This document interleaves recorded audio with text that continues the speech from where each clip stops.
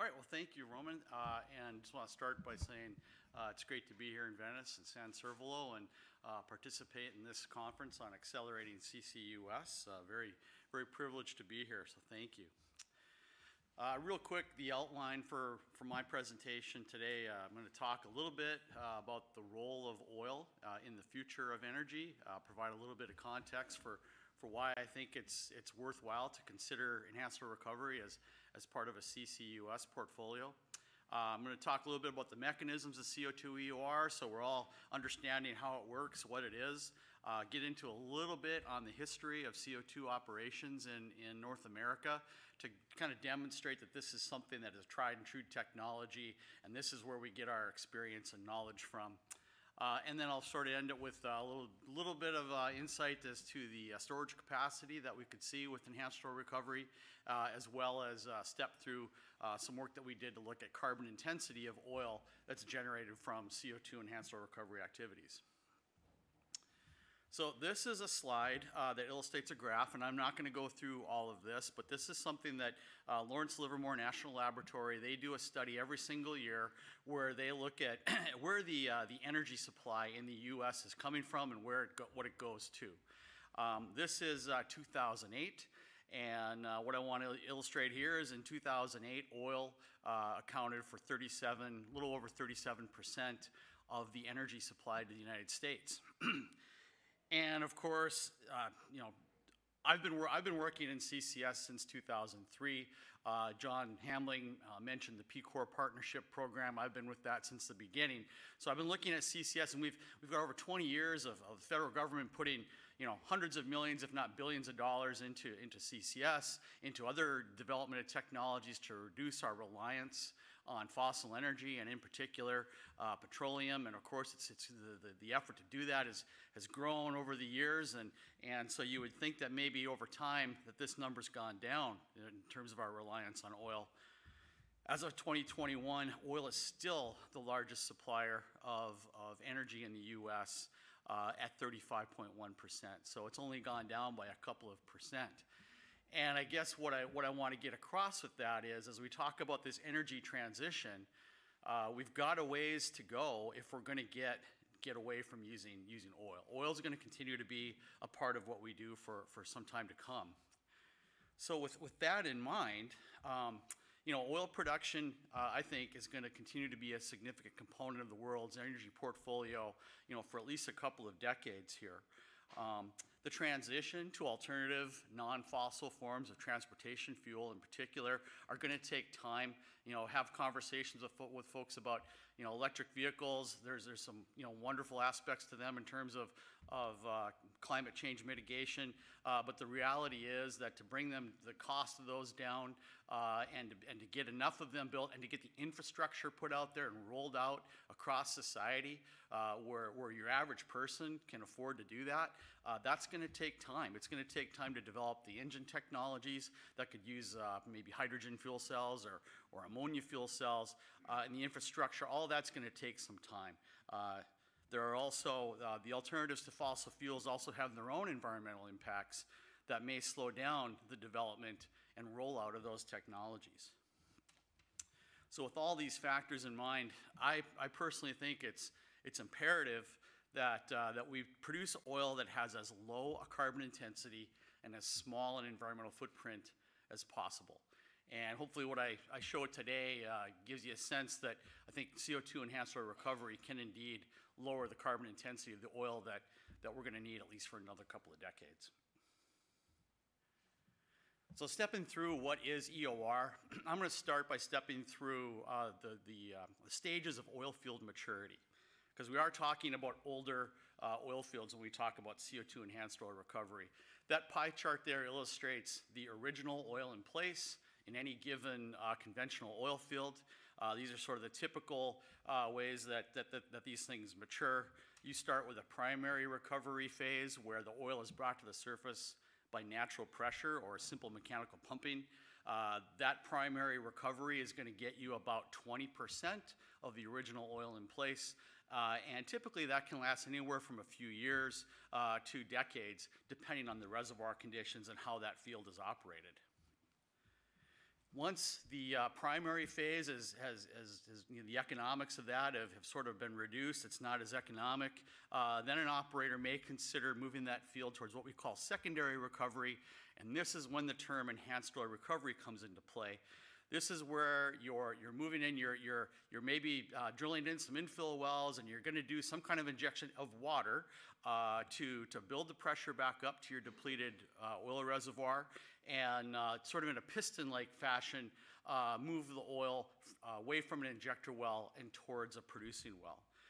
In the secondary recovery, in a water flood situation, you're typically going to get another 18% of the oil out of that original oil in place. And these also typically last for decades. When you get towards the end of your secondary phase of recovery, when your water flood is no longer looking like it's economic, that's when an operator may consider moving into a CO2 EOR or tertiary EOR stage. And these, in tertiary EOR, CO2 is, at least in North America, it's the most typical working fluid for enhanced oil recovery. And these, again, will get you about another 17% of that original oil in place. So a fairly substantial prize can be had with these CO2 EOR projects. And they also plan to last for 20 years because, of course, there is a fairly significant investment in terms of surface infrastructure. How does CO2 EOR work? Well, the carbon dioxide that's injected into the reservoir, it dissolves in the oil, lowers the oil's viscosity, and causes the oil to swell, which enables the oil to flow more freely. Sort of similar to the water flood, a typical setup is you've got maybe a line of injection wells that are injecting CO2 in what they call a line drive, and you end up, then you've got some producing wells, and of course with the pressure difference, it'll pull the lower viscosity, the swelled oil towards it. You can also do what they call 5-spot patterns, where you've got an injection well in the middle and then 4 wells around it to drive the CO2-laden EOR towards the production wells. There's a variety of different ways you can do these schemes. And sometimes you can also do CO2 injection followed by a period of water injection and then back to gas, and those are called water alternating gas schemes. So there's a lot of different ways you can run these things. The injection repressurizes the reservoir, reestablishes the drive mechanism, and while a portion of that injected CO2 will be produced with the oil, it's separated at the surface and recycled to be used again in the reservoir.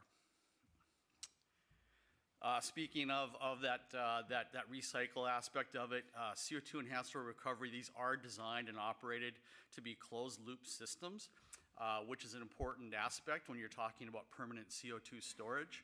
I'm not going to step through this, but there's, the CO2 that's dissolved in the oil is separated out when it gets to the surface and recycled back into the reservoir. So basically what you've got is, you've got your source of CO2 that you're, as an operator, that you're purchasing CO2 from, and then the recycled CO2 is getting mixed in with that purchased CO2 as the operation goes along.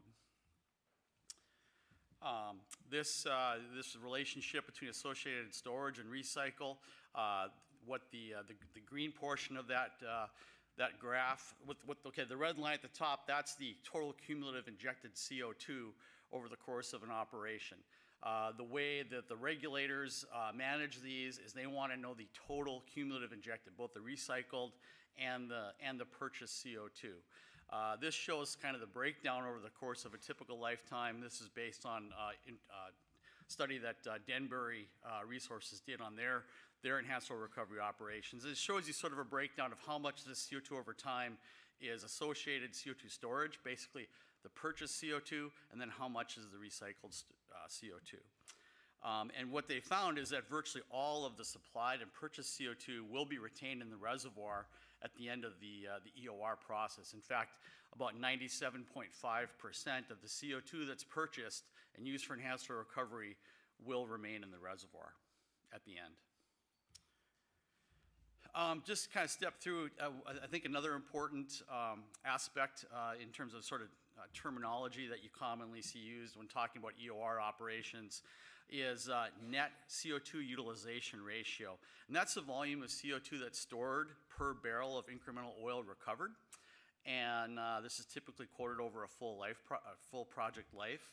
And what I want to get across, as I mentioned, there's lots of different ways you can set up a design for your EOR operation, lots of different ways you can manage the injection and production. And in the past, when you're strictly trying to get oil, and you're trying to get oil as efficiently and as cheaply as possible out of that reservoir, you would manage your reservoir, you would design the scheme in such a way that you considered that CO2 acquisition was an expense. And so you always strived for a lower utilization ratio because that would translate to a higher economic return. And the result of that was that in the past, operators strived to minimize the storage volume because in their minds, they were losing a valuable commodity to the reservoir. They were purchasing the CO2 from some source somewhere, oftentimes a natural source, sometimes an anthropogenic source. In the future, in this new paradigm of CCS and climate change mitigation, and I'll step to some incentives that are just recently in place, where CO2 is incentivized by an associated revenue stream associated with that CCS, rather than being discouraged as an expense, those EOR projects are going to store more CO2 than the past projects. They can manage their projects in such a way, design the injection and operation in such a way to maximize the storage. And the result of that is that operators have an economic reason to maximize the storage volume because they're rewarded for every ton stored. A little bit of history. How do we know what we know about CO2 enhanced oil recovery? Well, it comes from many decades of experience. The birthplace of CO2 EOR was in West Texas in the Permian Basin in 1974. Those early projects, and really all the way through the 80s and into the early 90s, were primarily using CO2 from natural sources. There are natural accumulations of CO2 in a few dome structures in Colorado and New Mexico, and they were piping that natural CO2 to Texas for EOR. But I think an important number to keep in mind here is that CO2 EOR activity in the Permian Basin has injected over 850 million tons of CO2 over that course of time. And so that gives you a sense of the order of magnitude that we can do CO2 enhanced oil recovery, do it safely, do it effectively, do it efficiently. Just so you understand, it's not just Texans that do CO2 EOR. Canada also has a substantial CO2 EOR projects going on, and one of them, the largest one in Canada, is in the Weyburn Field in southeastern Saskatchewan. The Weyburn Field, unlike the West Texas, which has a lot of natural CO2 in the mix, the Weyburn Field uses entirely anthropogenic CO2. I think John Hamling had a slide with the Great Plains Synfuels plant. The CO2 that they generate there, a portion of it, up until they really decided to get into the CCS game, a big portion of it was going up to the Weyburn Field for enhanced oil recovery. They were sending about 1 million tons a year of CO2 up to Weyburn since the year 2000. And over that time, over 30 million tons of anthropogenic CO2 has been stored in the Weyburn Field. The last few years, they've also been getting CO2 from Sask Power's Boundary Dam coal-fired power plant in Estevan, Saskatchewan. So it's a tremendous example of how you can capture CO2 from these large industrial sources and use them for enhanced oil recovery, both to get more oil and to store CO2. So where does CO2 fit sort of in the grand scheme of things when we talk about CCS? Well, if you look at the cumulative amount of CO2 that's been injected in North American EOR projects from all different sources across the continent, we've seen a cumulative 1.5 billion tons of CO2 injected. The U.S. depleted oil and gas potential, storage potential, is between 90 and 140 gigatons of CO2. That's based on studies that the National Energy Technology Laboratory has done, largely in conjunction with the regional partnerships, of which we're one. And then if you take all of the U.S. enhanced oil recovery projects that are currently in operation, under construction, or publicly announced, you add it all up and you've got about 3.5 billion tons of CO2 that can be stored by 2050 in those EOR projects in the United States. Now I want to step through some work that we did to look at carbon intensity of oil generated by CO2. We did two different studies, the first being an examination of carbon intensity of oil from enhanced oil recovery that used CO2 that was generated from a coal-fired power plant. The coal-fired power plant is located in central North Dakota with a pipeline taking that CO2 to oil fields in western North Dakota. We did a full life cycle analysis that included the energy used to mine and transport the coal to the power plant. It accounted for all the CO2 that does not get captured at that power plant, and it incorporated the effect of displaced electricity based on 2010 aggregate carbon intensity of the U.S. grid data. Bottom line in there is I've got the reference in here. It's kind of tiny. Hopefully you guys will get the slides. I encourage you to check out those references. But the bottom line was that we found that the net carbon intensity of a barrel of oil produced by EOR using the CO2 from that power plant was 438 kilograms of CO2 per barrel of oil. This compares with 500 kilograms of CO2 per barrel of oil for conventionally produced oil that was published in a DOE report from 2008. We feel that the number that we came up with for this coal-fired power plant is actually fairly conservative, and that there are ways to lower that carbon intensity in future projects. Specifically, power generation that would use natural gas would lower your carbon intensity. If you included a natural gas-fired CO2 EOR recompression equipment with your carbon capture, that would, if you had carbon capture on that recompression equipment, which is something being considered, that would also lower the carbon intensity. And then this study is also based on existing projects, all the data that was existing up to the point of 2016. And of course, that's in a paradigm where operators are managing their EOR operations in a way to minimize the amount of CO2 that's staying in the reservoir. So I think if you're managing your operation to maximize storage, you would even further lower the carbon intensity of that oil. Whoops, wrong way. And I think this slide, again, I encourage you to go take a look at the paper for all the details of what's behind all this, but this is showing in red, that red bar is that carbon intensity value for the oil that use CO2 from the power plant compared to the carbon intensity of other oils produced conventionally across the world. And what we find here is that it's you know, based on, compared to all these other oils, it's the lowest carbon intensity oil. Lowest carbon intensity until we did a life cycle analysis for a natural gas processing plant source. And in this case, what we're looking at is we've been involved at Denbury Resources, and they've got a CO2 EOR project where they're taking CO2 that's captured from a gas processing plant in southeastern Wyoming, pipelining it up to an oil field, the Bell Creek oil field in southeastern Montana, and doing EOR. So what we did is we did a life cycle analysis comparing the carbon intensity of the oil produced at Bell Creek using the CO2 captured from that gas processing plant compared to what the carbon intensity of that oil would be if you didn't use that CO2. And we used a DOE methodology to conduct that life cycle analysis. And what we found is that the CO2 EOR scenario with the captured CO2 from the natural gas plant, both the natural gas and the oil ended up having a lower life cycle GHG emissions than conventional systems producing natural gas and oil independently without the EOR component. And the sensitivity analysis showed that the model results are most sensitive for incremental oil recovery factor, net CO2 utilization factor, and the fraction of CO2 captured at the natural gas processing facility. Why that's important is all three of those aspects of this are things that we can engineer. They're things that we can design. It's things that we can do things to operate it. We're not relying on the craziness of geology. We're not relying on anything with respect to different regulations in different states. It's engineering things that we know how to do. So I think that's pretty important. And and then to compare, as I mentioned, the previous one, that was the lowest carbon intensity oil using the CO2 from the coal-fired power plant.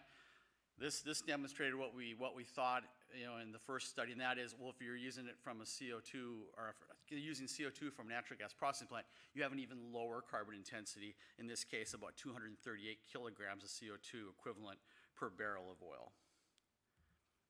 So stepping through, getting here close to the end, when I mentioned the economic incentives, there are some new economic incentives in the U.S. That have been put into law just within the last year, less than a year. And these are primarily associated with federal tax credits under what's called the 45Q program. This was expanded by the passage of recent legislation this summer in August of what's called the Inflation Reduction Act. The previous value of the 45Q tax credits for CO2 storage associated with enhanced oil recovery was $35 a ton. This act bumped that up to $60 a ton. And it also established credits for CO2 captured from direct air capture units and used for enhanced oil recovery can get $130 a ton for the tax credit. So there's now a significant economic incentive for oil field operators to move towards CO2-based enhanced oil recovery. So to bring to my conclusions, I think CO2 EOR is a proven technology that can recover significant incremental oil. It can significantly reduce the carbon footprint of oil. I think CO2 EOR can be something that can spur the development of the infrastructure that can later be used for CO2 storage and in saline formations or other targets. And then CO2 EOR development can help us meet, I think, both the short and the medium-term CO2 reduction goals. And with that, I thank you very much for your time and attention.